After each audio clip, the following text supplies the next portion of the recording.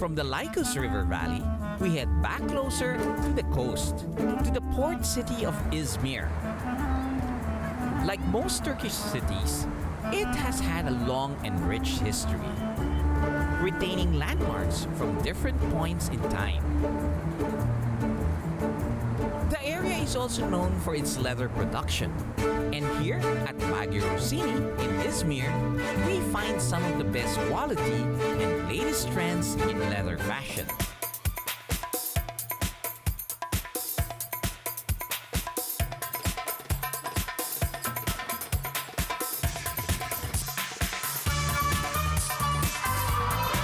We are an Italian Turkish leather factory company.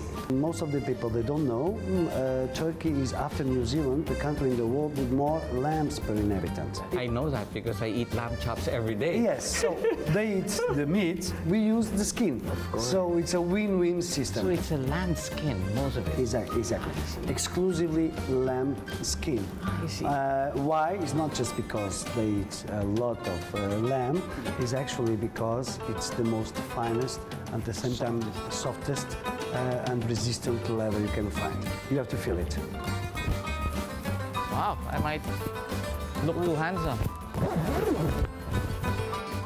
Pillows, or if you put more clothes, you can play with the zipper. This is a jacket, of course, which looks quite nice. Hey, my problem is I can't breathe. I have to leave it open. Yeah, we have to open it. Otherwise, anyway, I'm getting too besides- fat. No, you are not. Too many lamb chops here. Yes.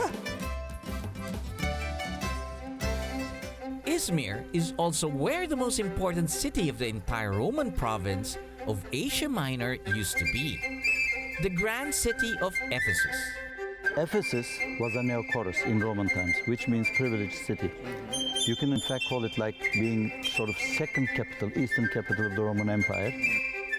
We walked along the city's marble pathways, marveling at the structures before us. You got this beautiful street of Curatus, where there was everlasting fire between these government states, and then a lot of monuments along the street, including the shops. And also we got some of these terrace houses where the royalty used to live. Chariot wheels still mark the marble paths. Carved reliefs, decorated walls, and pillars. It wasn't difficult to imagine what a thriving and beautiful city Ephesus used to be. Walking further up led to an impressive building facade. This was originally the tomb of Governor Celsius of Ephesus. After he passed away, his grandson became the governor and built this magnificent library in memory of him. The library held 12,000 scrolls and was the third largest in the ancient world. Not far from the library is the stadium, carved on the base of Mount Pion. It is an equally dramatic sight, big enough for 25,000 spectators. The library and the stadium are only some of the public buildings the citizens of Ephesus enjoyed. A curious sign carved on the marble streets near the port leads to another building. It's a heart with a pole where you put your coin, left foot going there, and a picture of the lady. This is the sign going to the House of Pleasure. I think I better head that way. The so-called House of Pleasure was actually connected underground to the Library of Celsus. What a convenient excuse to study or borrow a scroll at the library.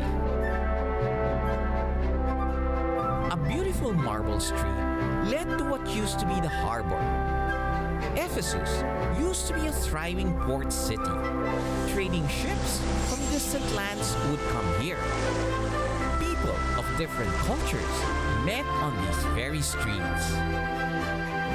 But the Earth's movement and siltation of soil deposits over time made the water recede. Eventually, ships could no longer enter the city and started moving to the nearby port of Izmir. This led to the abandonment of the once magnificent city of Ephesus.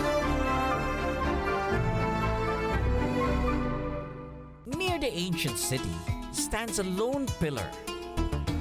It is hard to believe that this used to be one of the 7 wonders of the ancient world.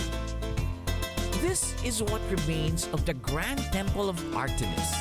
It is said to be unmatched in splendor, made entirely of marble with many columns rising to 60 feet in height.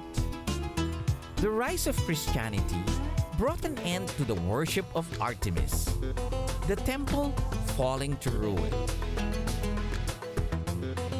On a steep hill just outside the city of Ephesus are the ruins of a grand basilica, built by the Byzantine Emperor Justinian.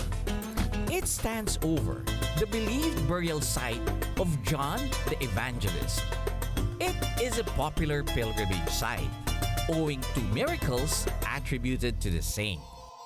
It also offers a good vantage point of the city below. The Apostle John is also known to be the one Jesus entrusted his mother to at his death on the cross. As John spent his days preaching in Ephesus, it is said that he also brought the Blessed Virgin Mary along with him. Under the gentle sway of trees, we walked over to a small, nondescript stone house, considered a holy place for Catholics and Muslims alike. This is said to be the house of the Blessed Virgin Mary during her last days before her assumption to heaven. The discovery of the house came as described through visions revealed to a German nun, Anne Catherine Emmerich, who has never been to Ephesus herself. The detailed descriptions led archaeologists to find the house on top of this hill near Ephesus. Indeed, it was a peaceful, prayerful sanctuary amidst the busy streets of Ephesus.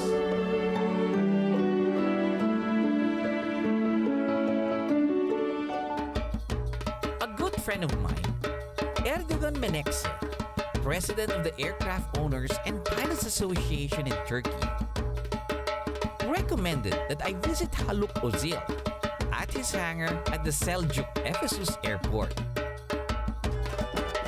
As he opened his hangar to welcome me, I was surprised to see such a beautiful and well-maintained fleet of flying machines. I've flown before. Haluk is into microlights and ultralights. I think it's very modern. After a quick pre-flight, taking out the aircraft did not necessarily need a tug. You will sit this side. Sure, I don't scare you.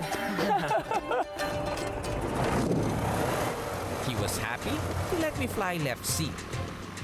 Not so much traffic in this small airport, so we were off right away. It was a short takeoff roll, and kind of funny taking off alongside cars on the parallel highway. Each new airport and new aircraft makes flying such an exciting adventure. The Basilica of St. John was just at the approach end of the runway. And just 2 to 3 miles away was the ancient city of Ephesus, which Haluk wanted me to see from the air. From this vantage point, one can clearly see where the harbor ended to meet the Aegean Sea. Today, the coast is over a mile away from where it used to be. We flew over the Aegean coast, over its long stretches of white sand and turquoise waters. We were ready to land after the short sightseeing trip. The aircraft landed shorter than its takeoff roll. I found out shortly that Haluk could easily bring this aircraft inside the hangar without any assistance from mechanics. You know your hangar very well. Well, thank you. I enjoyed very much. Very happy together fly. Me too. Nothing beats a pleasant, easy flight over grand ancient ruins.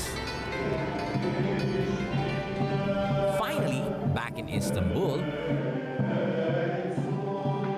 I was able to catch a semi-ritual practiced by the Sufi dervishes spinning in a trance-like state, aiming to free the soul from the world and bringing oneself closer to God. This is yet another layer in Turkey's multicultural heritage. I marvel at my journey through 4,000 years of history. Turkey is a place of never-ending discoveries, a place with a unique heritage, steeped in culture and filled with experiences never short of the divine. This has been your captain, Joy Roa. See you in the next Asian Air Safari.